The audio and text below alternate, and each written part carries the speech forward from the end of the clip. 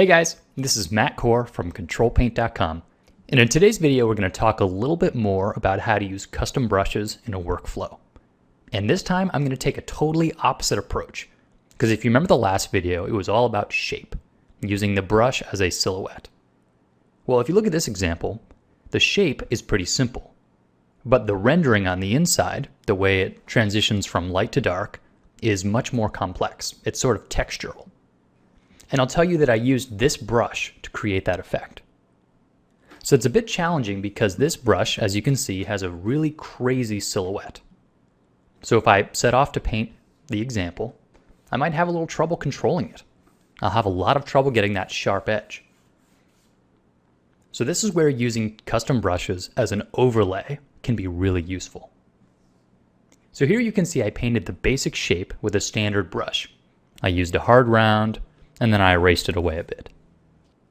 And to apply that textural rendering over top, I'll make a new layer, and then I'll say Layer, Create Clipping Mask.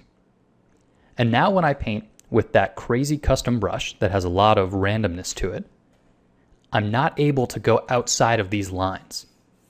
So I can paint and paint, and I'm restricted to painting only over top of this layer. That's what a clipping mask does. So here I can sort of restrain that brush a little bit. And I get the best of both worlds. Within the boundaries, I get a nice random look. But then when it comes up to that edge, I get a nice restrained edge. And you can see when I turn off the clipping mask, I've really been painting way outside of the lines.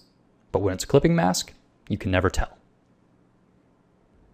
So here I've drawn a metal helmet with some leather straps. And this is a great opportunity to use textural overlays because there's two very different materials in the object. And I've got the leather straps on their own layer.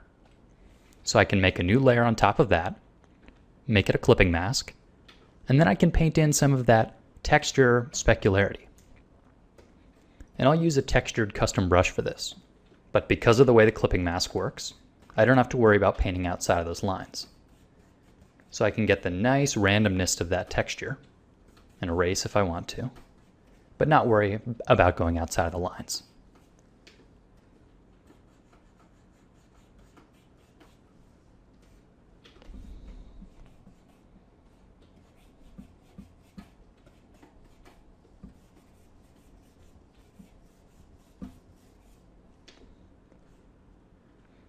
Or if I were to flatten all these layers together, I can make a clipping mask for this entire helmet and paint a little wear and tear over the whole thing. Just rough it up a little bit.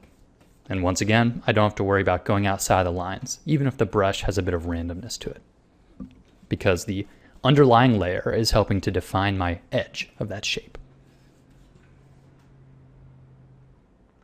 So to get the most out of a custom brush, remember that it can be used in a variety of different ways, whether you want to use it for its shape or use it for its texture as an overlay.